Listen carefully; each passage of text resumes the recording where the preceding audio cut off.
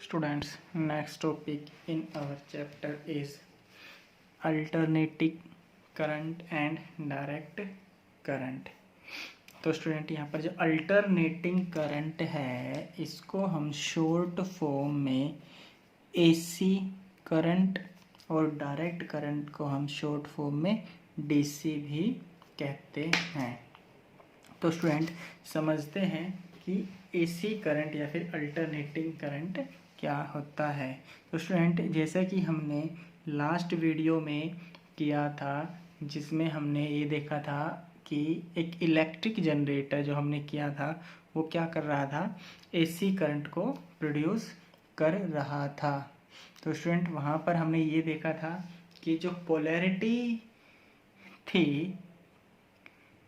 Current की वो क्या हो रही थी, चेंज हो रही थी। तो स्टूडेंट उसी चेंजिंग ऑफ पोलैरिटी के कारण ही उसको हमने क्या कहा था, अल्टरनेटिंग करंट भी कहा था। तो स्टूडेंट यहाँ पर हम देखते हैं कि अल्टरनेटिंग करंट क्या होता है। Alternating current is the current whose magnitude keeps on changing with time and whose polarity changes after every half cycle। तो स्टूडेंट हम अल्टरनेटिंग करंट किसको कहेंगे, जिसका मैग्नीट्यूड क्या होता रहे स्टूडेंट, चेंज होता रहे विद टाइम, टाइम के साथ साथ मैग्नीट्यूड क्या रहे, चेंज होता रहे यानी कांस्टेंट ना रहे, और साथ में क्या है कि एवरी हाफ साइकिल पोलैरिटी क्या होती रहे स्टूडेंट, चेंज होती रहे। तो स्टूडेंट इसको एक ग्राफ के अकॉर्डिंग हम समझ सकते हैं। मान लीजिए हमने क्या किया, ये एक ग्राफ बनाया, यहाँ पर एक्स एक्सिस में हमने क्या लिया, टाइम को इंडिकेट किया है, इस वाई एक्सिस पर ये क्या है, हमारा करंट है। तो स्टूडेंट यहाँ पर ये हमारा मान लीजिए ओरिजिन है, ओरिजिन से अप साइड में अगर है करंट तो उसको हमने पॉजिटिव कहा है, डाउनवर्ड डायरेक्शन में हमने करंट को क्या कहा है, नेगेटिव कहा है। यानी ये पॉजिटिव पोलैरिटी को इंडिकेट कर रहा है, डाउनवर्ड डायरेक्शन नेगेटिव पोलैरिटी को इंडिकेट कर रहा है। तो स्टूडेंट यहाँ पर हम देखिए टाइम के साथ साथ अगर टाइम इस तरीके से आगे चल रहा है, टाइम इस तरीके से बीतने लग रहा है, तो जो मैग्नीट्यूड है स्टूडेंट देखो, करंट का मैग्नीट्यूड क्या हो रहा है, चेंज होने लग रहा है। यहाँ पर करंट हमारा 0 है, यहाँ पर करंट की वैल्यू देखो ये बढ़ गई, फिर कुछ टाइम के बाद करंट की वैल्यू ये हो गई, फिर करंट की वैल्यू ये हो गई।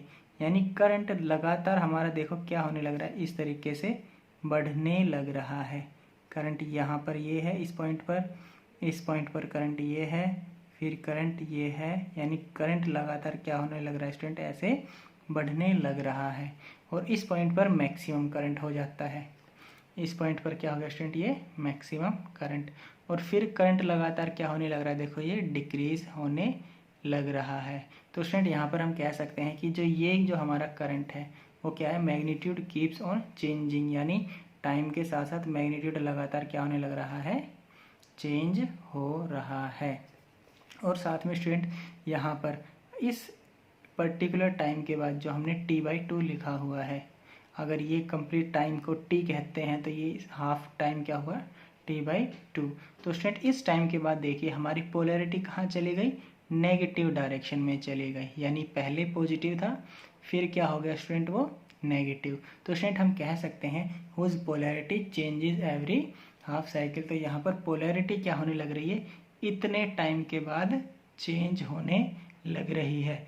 यहाँ पर पॉजिटिव है, इस टाइम के बाद ये क्या हो गया, नेगेटिव हो गया, और इस टाइम के बाद फिर से स्टूडेंट हमारा करंट क्या होगा, ये ऐसे आगे पॉजिटिव होगा, और फिर ये आगे ऐसे हमें नेगेटिव मिलेगा।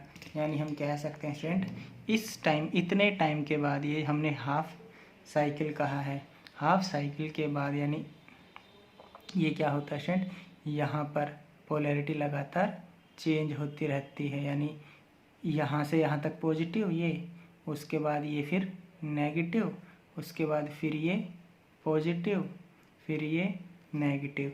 तो स्टूडेंट यहाँ तक हम कह सकते हैं कि कुछ एक पर्टिकुलर टाइम इंटरवल के बाद ये क्या होने लग रहा है, पोलैरिटी चेंज करने लग रहा है, मैग्नीट्यूड को भी चेंज कर रहा है।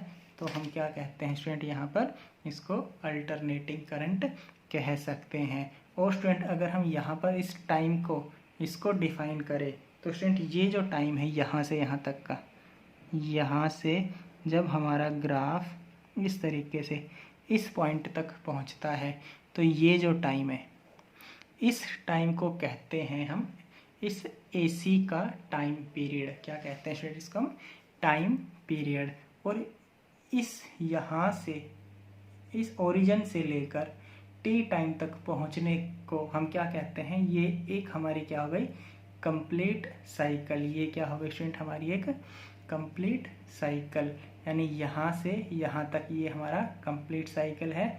ये यहाँ से यहाँ तक हमारा हाफ साइकिल ये। तो स्टूडेंट हम कह सकते हैं हाफ साइकिल के बाद पोलैरिटी क्या हो रही है? रिवर्स हो रही है। देखो इस हाफ साइकिल के लिए हमारी पोलैरिटी पॉजिटिव है, अगले हाफ साइकिल के लिए पोलैरिटी हमारी कैसी है? नेगेटिव। उससे अगले हाफ साइकिल में फिर से पोलैरिटी पॉजिटिव, उससे अगले हाफ साइकिल में पोलैरिटी हमारी फिर से नेगेटिव। तो स्टूडेंट यहाँ पर हम कह सकते हैं whose polarity changes after every half cycle. तो ये हमारा क्या हुआ? अल्टरनेटिंग करंट था। और टाइम पीरियड एक कंप्लीट साइकिल, एक साइकिल को कंप्लीट करने में जितना टाइम लगेगा उसको हम क्या कहते हैं स्टूडेंट? Time period. तो ये देखिए टाइम पीरियड क्या होता है? The time taken by alternating current to complete one cycle is called time period. तो स्टूडेंट ये जो यहाँ से यहाँ तक एक साइकिल को कंप्लीट करने में टाइम लगा, इस टाइम को हम कहते हैं इस AC का टाइम पीरियड। इसके बाद स्टूडेंट हमारे पास टर्म है फ्रीक्वेंसी। फ्रीक्वेंसी का मतलब होता है स्टूडेंट ये जो साइकिल कवर करने लग रहा है, कंप्लीट करने लग रहा है, ये एक सेकंड में कितनी साइकिल कंप्लीट करता है? एक सेकंड में कितनी साइकिल ऐसे कंप्लीट करता है, उसको हम कहते हैं फ्रीक्वेंसी। तो स्टूडेंट यहाँ पर देखिए फ्रीक्वेंसी क्या हुआ? The number of cycle completed in 1 second by the alternating current is called its frequency. तो स्टूडेंट फ्रीक्वेंसी क्या होता है कि एक सेकंड में कितनी बार कितनी साइकिल कंप्लीट होती है उसको हम क्या कहते हैं स्टूडेंट? फ्रीक्वेंसी। और स्टूडेंट जो हम इंडिया में जो लाइट या जो इलेक्ट्रिसिटी यूज़ होती है, इंडिया में जो इलेक्ट्रिसिटी यूज़ होती है उसकी जो फ्रीक्वेंसी होती है स्टूडेंट वो होती है 50 हर्ट्ज़। कितनी होती है? 50 हर्ट्ज़। हर्ट्ज़ का मतलब होता है पर सेकंड। कह सकते हैं कि इंडिया में जो हमें इलेक्ट्रिसिटी हमारे घरों में आती है, जो हमारे घरों में यूज़ होती है, उसकी फ्रीक्वेंसी क्या है? 50 पर सेकंड कह सकते हैं या फिर 50 हर्ट्ज़ कह सकते हैं। तो स्टूडेंट जो इंडिया में हमें या फिर जो हमारे घरों में इलेक्ट्रिसिटी यूज़ होती है वो क्या है? 50 हर्ट्ज़ होती है। और स्टूडेंट कुछ ऐसे भी देश हैं जैसे कि अगर हम USA की बात करें, अमेरिका, वहाँ पर जो एनर्जी यूज़ होती है, जो इलेक्ट्रिसिटी यूज़ होती है, वहाँ पर 60 हर्ट्ज़ यूज़ होती है। कितनी यूज़ होती है स्टूडेंट? 60 हर्ट्ज़। तो स्टूडेंट यहाँ पर अगर हम इंडिया की बात करते हैं तो 50 हर्ट्ज़ हमें क्या मिलती है? फ्रीक्वेंसी मिलती है। और स्टूडेंट यहाँ पर हम एक क्वेश्चन इस तरीके से भी पूछा जाता है कि एक सेकंड में ये जो हमारे जो ये AC करंट होता है कितनी बार पोलैरिटी को चेंज करता है? तो स्टूडेंट एक बार देखिए आप कि यहाँ से यहाँ तक मतलब एक साइकिल को कंप्लीट करने में 2 बार क्या होती है? पोलैरिटी चेंज होती है। एक बार हमारी ये पोलैरिटी हुई और एक बार ये पोलैरिटी हुई, यानी 2 पोलैरिटीज़ क्या की जाती है? शो की जाती है एक साइकिल को कंप्लीट करने में। तो स्टूडेंट अगर हम एक सेकंड में ये कहें कि कितनी पोलैरिटी कितनी बार पोलैरिटी चेंज होती है, तो स्टूडेंट हमें पता है कि 1 सेकंड में 50 बार क्या होता है, ये 50 क्या होती है, इसकी फ्रीक्वेंसी होती है। यानी 1 सेकंड में 50 साइकिल क्या हो जाएगी, कंप्लीट हो जाएगी। और एक साइकिल को कंप्लीट करने के लिए 2 बार फ्रीक्वेंसी क्या होती है स्टूडेंट, चेंज होती है। तो हम यहाँ पर कह सकते हैं कि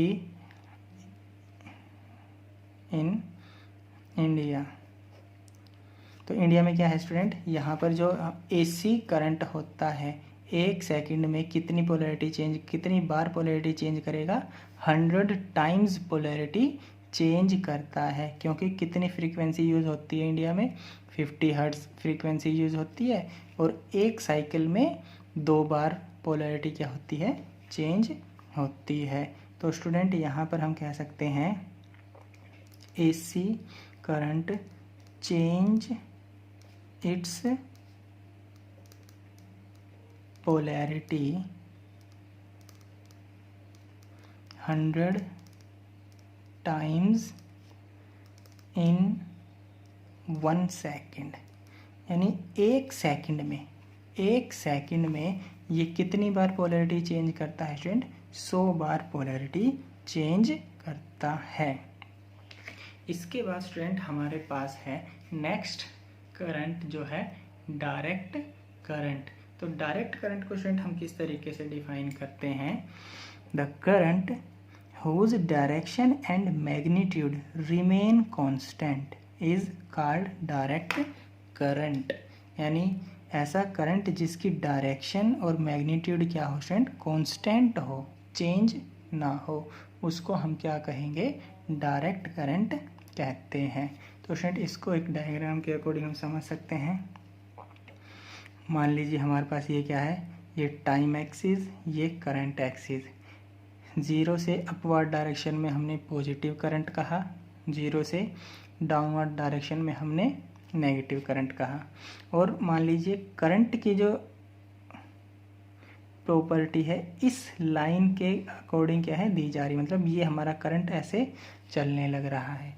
तो स्टूडेंट देखिए हमारा करंट, जो ये करंट है टाइम के साथ साथ ये क्या है, पॉजिटिव ही है, मतलब अपनी पोलैरिटी चेंज ही नहीं कर रहा। जबकि एसी करंट में ये कभी पॉजिटिव हो रहा था, कभी नेगेटिव हो रहा था।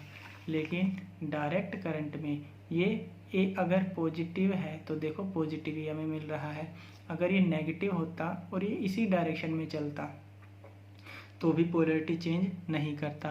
तो स्टूडेंट यहाँ पर ये सिर्फ हमें एक ही डायरेक्शन शो कर रहा है, पोलैरिटी चेंज नहीं कर रहा है। दूसरा, अगर हम मैग्नीट्यूड की बात करें स्टूडेंट, तो देखो मैग्नीट्यूड भी इस करंट का क्या है, ये इतना ही है। चाहे हम इस पर्टिकुलर टाइम पर ये वैल्यू देखते हैं, चाहे इस पर्टिकुलर टाइम पर देखो, इतना ही हमें क्या मिलती है, ये लेंथ मिलती है ग्राफ की। ये ना तो ऊपर जा रहा है वाई में, यानी करंट ना, देखो वाई डायरेक्शन में हमारा क्या होता है, करंट दिया हुआ है, और हमारा वाई डायरेक्शन में ये ग्राफ ना ही ऊपर जा रहा है ना ही नीचे जा रहा है। इसका मतलब क्या है, करंट ना ही बढ़ रहा है ना ही डिक्रीज हो रहा है। तो हम कह सकते हैं कि यहाँ पर जो करंट का मैग्नीट्यूड है वो क्या है स्टूडेंट, वो हमारा कांस्टेंट है, डायरेक्शन भी कांस्टेंट है, करंट कांस्टेंट और डायरेक्शन भी कांस्टेंट। डायरेक्शन और मैग्नीट्यूड ऑफ द करंट क्या है, कांस्टेंट है। तो हम कह सकते हैं ये हमारा करंट क्या होगा फ्रेंड, डायरेक्ट करंट होगा। यानी डायरेक्ट करंट में ना तो पोलैरिटी चेंज होती है जिस तरीके से हमारा एसी में होती थी, और ना ही हमारा जो मैग्नीट्यूड है वो चेंज हो रहा है। तो हम कह सकते हैं स्टूडेंट डायरेक्ट करंट क्या होगा, जिसकी डायरेक्शन और मैग्नीट्यूड क्या हो, कांस्टेंट हो। और स्टूडेंट यहाँ पर अगर हम इसकी फ्रीक्वेंसी की बात करें तो इसकी फ्रीक्वेंसी होती है स्टूडेंट 0। फ्रीक्वेंसी क्या होती है इसकी, 0। फ्रीक्वेंसी 0 कैसे हुई, क्योंकि स्टूडेंट देखो ये अपनी पोलैरिटी क्या है, क्या एक बार भी चेंज नहीं कर रहा, एक बार भी चेंज नहीं कर रहा, इसका मतलब ये हुआ ये एक भी साइकिल कंप्लीट नहीं करेगा 1 सेकंड में, और एक भी साइकिल कंप्लीट नहीं किया तो हम क्या कह सकते हैं, 0 कह सकते हैं। यानी डायरेक्ट करंट की फ्रीक्वेंसी क्या होती है स्टूडेंट्स, 0 होती है। और स्टूडेंट यहाँ पर अगर हम डायरेक्ट करंट को देखते हैं कि किस तरीके से डायरेक्ट करंट को प्रोड्यूस किया जाता है, तो ये सिंपल सा हमारे पास क्या है, जो इलेक्ट्रोकेमिकल सेल्स होते हैं, यानी जो हम घरों में सेल यूज़ करते हैं, जो वॉच में यूज़ करते हैं, ये जो सेल होते हैं ये हमें किस तरह का करंट देते हैं, डायरेक्ट करंट देते हैं। क्योंकि स्टूडेंट आपने ऑब्जर्व किया होगा जो सेल हमारा होता है इस तरीके से एक पॉजिटिव और एक नेगेटिव, जो पॉजिटिव टर्मिनल होता है वो ऑलवेज पॉजिटिव होता है, और जो नेगेटिव होता है वो ऑलवेज नेगेटिव होता है। तो स्टूडेंट हम कह सकते हैं जो सेल होता है वो हमें क्या देता है, एक डायरेक्ट करंट देगा, क्योंकि उसकी पोलैरिटी चेंज ही नहीं होती। सेल हमें क्या देगा स्टूडेंट, डायरेक्ट करंट देगा। जो हमारे घरों में इन्वर्टर की बैटरी होती है स्टूडेंट, वो भी हमें क्या देती है, बैटरी से जो हमें करंट मिलता है वो भी हमें क्या देता है स्टूडेंट, डायरेक्ट करंट ही देता है, जो बैटरी से हमें करंट मिलता है।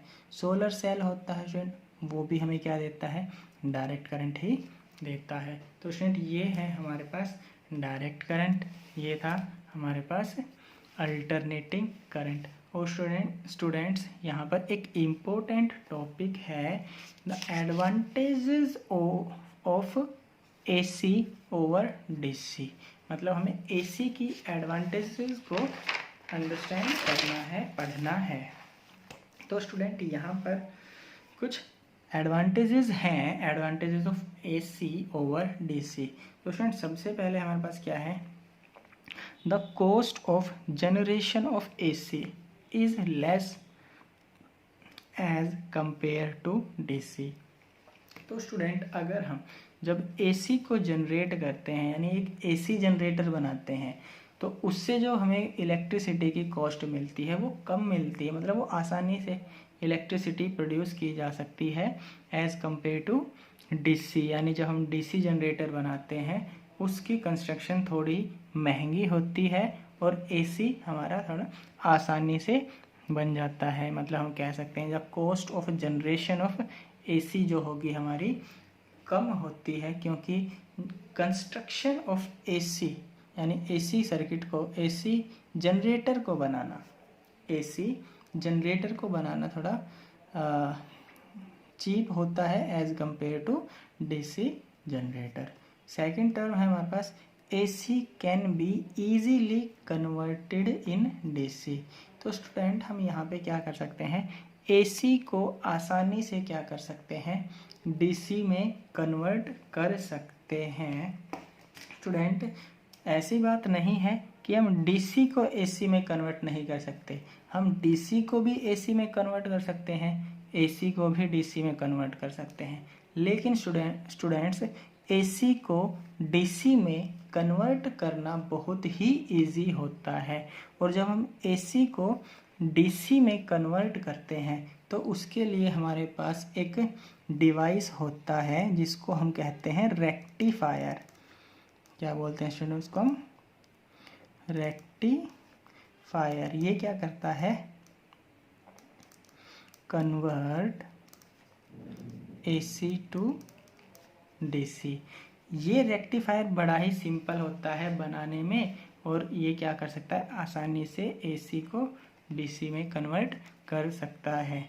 लेकिन अगर हम DC से AC में कन्वर्ट करते हैं, और उसको कन्वर्ट करने के लिए जो हमारे पास डिवाइस होता है उसको हम कहते हैं ऑसिलेटर। क्या कहते हैं स्टूडेंट हम उसको, ऑसिलेटर। और ऑसिलेटर को बनाना थोड़ा सा डिफ़िकल्ट होता है, और इसकी वर्किंग भी थोड़ा सा कॉम्प्लिकेटेड होती है। तो स्टूडेंट यहाँ पर हम कह सकते हैं कि जो DC से AC में कन्वर्ट करना इतना इजी नहीं है जितना AC से DC में कन्वर्ट करना होता है।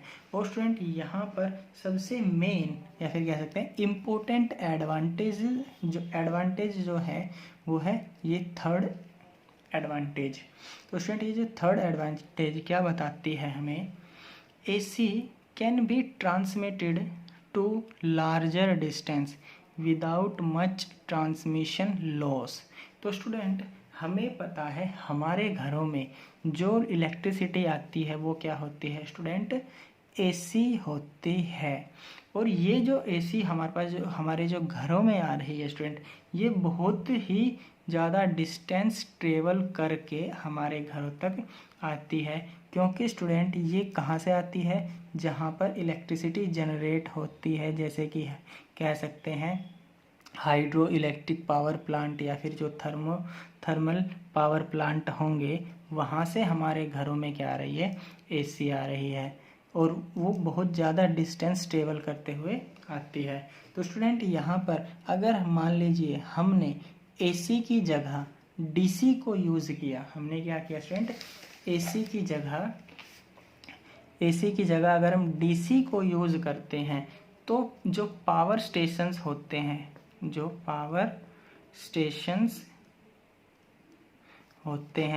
पावर स्टेशन से हमारे घरों तक पहुंचते पहुंचते ही इस इलेक्ट्रिकल एनर्जी, ये जो इलेक्ट्रिकल एनर्जी होती है वो क्या हो सकती है, लॉस हो सकती है। यानी DC में जो एनर्जी लॉस होती है, जब एनर्जी एक जगह से दूसरी जगह पर ट्रांसफ़र होती है या फिर कह सकते हैं ट्रांसमिट होती है, तो इस लॉस को हम क्या कहते हैं स्टूडेंट, ट्रांसमिशन लॉस कहते हैं। क्या कहते हैं हम इसको, ट्रांसमिशन लॉस। यानी जो DC होता है स्टूडेंट, DC में ट्रांसमिशन लॉस बहुत ही ज़्यादा होता है एज कंपेयर टू AC। और स्टूडेंट अगर हम AC को कंपेयर करें तो AC में इतना ज़्यादा जो ट्रांसमिशन लॉस होता है वो नहीं होता, या फिर हम कह सकते हैं कि नेग्लिजिबल ट्रांसमिशन लॉस होता है AC में। क्योंकि स्टूडेंट जब हम AC को ट्रांसमिट करते हैं तो सबसे पहले हम क्या करते हैं, AC को एक डिवाइस होता है ट्रांसफॉर्मर के ज़रिए, ट्रांसफॉर्मर का यूज़ करके हम AC की वोल्टेज को क्या कर देते हैं स्टूडेंट, इंक्रीज़ कर देते हैं। AC की वोल्टेज को क्या कर देते हैं, इंक्रीज़ कर देते हैं। और फिर हम क्या करते हैं स्टूडेंट, हम उसको आगे ट्रांसमिट करते हैं, मतलब एनर्जी को क्या करते हैं, फिर आगे ट्रांसमिट करते हैं। और वोल्टेज को बहुत ज़्यादा बढ़ाने से जो ट्रांसमिशन लॉस होता है स्टूडेंट, क्या होता है, ट्रांसमिशन लॉस, ये बहुत ही कम होता है, वेरी स्मॉल कह सकते हैं या फिर नेग्लिजिबल स्मॉल कहते हैं। यानी जो ट्रांसफॉर्मर होता है वो वोल्टेज को बहुत ज़्यादा इंक्रीज़ कर देता है, जिसके कारण जो ट्रांसमिशन लॉस होता है, ट्रांसमिशन लॉस का मतलब होता है स्टूडेंट जब इलेक्ट्रिसिटी वायर्स में से फ्लो हो रही है, जब इलेक्ट्रिसिटी वायर्स में से फ्लो हो रही है तो इलेक्ट्रिसिटी की जो एनर्जी होती है वो क्या हो जाती है स्टूडेंट, लॉस हो जाती है। जो एनर्जी होती है वो क्या हो जाती है, लॉस हो जाती है ड्यू टू हीटिंग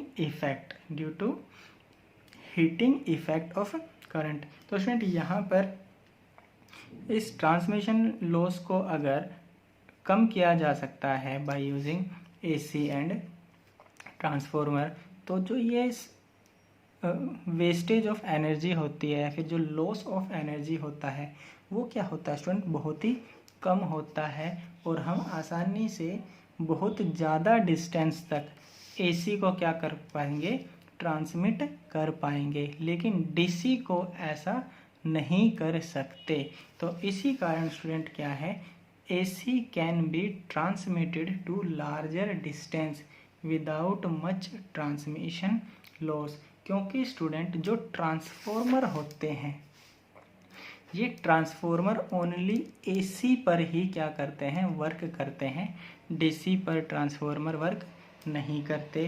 तो जिसके कारण हम क्या कर सकते हैं, जो एसी में जो ट्रांसमिशन लॉस होता है बहुत ही कम हो जाता है, लेकिन डीसी में ट्रांसमिशन लॉस को हम कम कर ही नहीं सकते। तो स्टूडेंट ये थे advantages of AC over DC.